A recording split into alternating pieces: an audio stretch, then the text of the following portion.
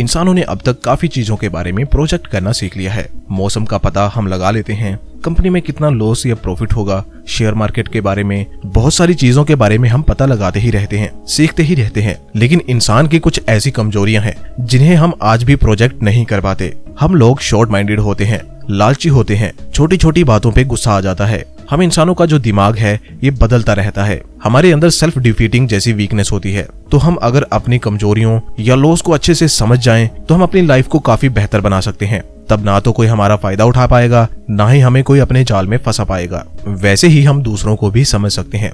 दूसरों को समझने का ये फायदा है कि हम अच्छे नेटवर्क्स बना सकते हैं, अच्छे और बुरे लोगों में फर्क करके अच्छे दोस्त बना सकते हैं, और ये सब चीजें इवेंचुअली हमारी लाइफ को एक बेहतर लाइफ बना देंगी। तो दोस्तों, आज हम इस वीडियो में ऑथर रॉबर्ट ग्रीन की book the law of human nature की मदद से समझेंगे कि कैसे हम किसी भी इंसान के बारे में बहुत अच्छे से जान सकते हैं, उनके इमोशनल बिहेवियर को बहुत अच्छे से पढ़ सकते हैं। हम अक्सर अपने इमोशंस पे काबू नहीं रख पाते, जिसकी वजह से हम अक्सर फेल और सैड रहते हैं। इसलिए ऑथर ने अपने इमोशंस को जीतने के लिए हमें फर्स्ट लॉ बताया है, जो है लॉ ऑफ इरेशनैलिटी। हम में से ज्यादातर लोग लॉजिकल डिसीजन नहीं लेते, हम सामान्यतः इरेशनल डिसीजन लेते हैं। हम कोई भी डिसीजन लेते समय लॉन्ग टर्म के बारे में नहीं सोचते। इसी इरेशनल डिसीजन की वजह से हमें आगे जाकर बहुत परेशानियां उठानी पड़ती हैं। हम अधिकतर फेलियर का सामना करते हैं। हम अपने डिसीजन से ज्यादा दूसरों के ओपिनियन पर फोकस करते हैं। हम अपनी लॉजिकल थिंकिंग को छोड़कर दूसरों के इरेशनल ओपिनियन पर ज्यादा ध्यान देते हैं। ठीक ऐसे ही जब बात किसी इंसान को जानने की होती है तो हम उसे बिना जाने दूसरों के ओपिनियन सुनकर उस इंसान के बारे में राय बनाते हैं। अगर हमसे किसी ने कहा कि वे एक बुरा इंसान है तो हम उसे बिना जाने उसके बारे में बुरा सोचने लगेंगे। इसीलिए ऑथर हमें लॉजिकल थिंकिंग के लिए प्रेरित करते हैं। हम ह्यूमंस बाय नेचर इरेशनल यानी तर्कहीन होते हैं, लेकिन अगर आप लॉजिकली सोचना सीख गए तो आप किसी को भी अच्छे से समझ पाएंगे एंड बेस्ड ऑन दैट आप राइट डिसीजन ले पाएंगे। सेकंड लॉ है लॉ ऑफ नार्सिसिज्म। खुद के अंदर कॉन्फिडेंस होना बहुत अच्छी बात होती है, लेकिन जब यही कॉन्फिडेंस ओवर कॉन्फिडेंस में बदल जाए तो ये चीज हमारे लिए बहुत बुरी होती है। ऑथर बताते हैं जिन लोगों में ईगो और एरोगेंस ज्यादा होती है वो लोग अपने से सुपीरियर लोगों की तो बहुत रिस्पेक्ट करते हैं, लेकिन जब बात अपने से छोटे लोगों की होती है तो वे उन्हें जानवरों की तरह समझते हैं, उनसे अच्छे से बिहेव नहीं करते, उनकी रिस्पेक्ट नहीं करते। उनके अकॉर्डिंग उनसे छोटे लोग सिर्फ उनके काम के लिए बने हैं। और दुख की बात यह है कि ये बिहेवियर हम में से ज्यादातर लोगों में होता है। उदाहरण के लिए, अगर आप अपने क्लास के एक स्मार्ट और ब्राइट बच्चे हो तो आप केवल उन्हीं से दोस्ती करोगे, उनके साथ ही रहना पसंद करोगे जो आप जैसे स्मार्ट होंगे, आप जैसे ब्राइट होंगे।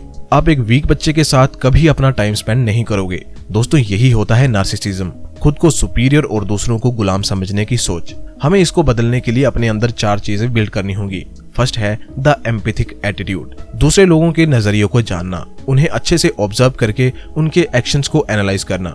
सेकंड, विस्करल एटीट्यूड, लोगों के बिहेवियर और उनके बॉडी लैंग्वेज पर अच्छे से ध्यान देना। लोगों की बॉडी लैंग्वेज जानकर हम उनके बारे में बहुत कुछ जान सकते हैं। थर्ड, एनालिटिक एम्पैथी, अगर आप किसी को अच्छे से जानना चाहते हैं तो उनके पास्ट को जानो, उनका पास्ट कैसा था, उनकी फैमिली का एनवायरनमेंट, जिससे आप उस पर्सन को अच्छे से समझ पाओगे।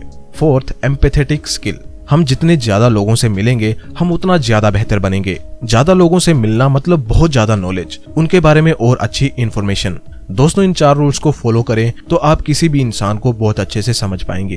थर्ड लॉ है लॉ ऑफ रोल प्लेइंग। हम बचपन से ही बहुत अच्छे एक्टर्स होते हैं। किसी को भी झूठ बोलने में और अपने फेशियल एक्सप्रेशन से अपनी बातें बताने में हम बहुत स्मार्ट होते हैं। एक छोटा बच्चा रोने से ये बताता है कि उसे भूख लगी है, किसी को गिफ्ट मिलने से उसके चेहरे पर एक स्माइल आ जाती है। हम बचपन से ही हर एक सिचुएशन के लिए अलग अलग एक्सप्रेशन बनाते आ रहे हैं। जैसे जैसे हम बड़े हो रहे हैं इसी चीज को हमारे सबकॉन्शियस माइंड ने फिक्स कर लिया है। हमें ये पता होता है कि हमें किस सिचुएशन में कैसे फेशियल एक्सप्रेशन देने हैं और कैसे रिएक्ट करना है। हम सबके 2 फेस होते हैं, एक फेस जो हम दुनिया को दिखाते हैं और दूसरा जो सिर्फ हमें ही पता होता है।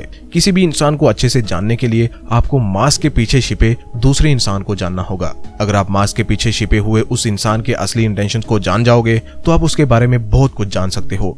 ऑथर बताते हैं कि किसी भी इंसान के मास्क के पीछे के इंसान को जानने का जो सबसे अच्छा तरीका है वो है इंसान की बॉडी लैंग्वेज को अच्छे से रेड करना, क्योंकि हम झूठ बोल सकते हैं लेकिन हमारी बॉडी लैंग्वेज कभी झूठ नहीं बोलती। अगर आप लोगों के बॉडी लैंग्वेज को पढ़ना सीख जाओगे तो आप किसी भी इंसान को बहुत अच्छे से जान जाओगे, उसके नेचर और उसके बिहेवियर को बहुत अच्छे से पहचान पाओगे।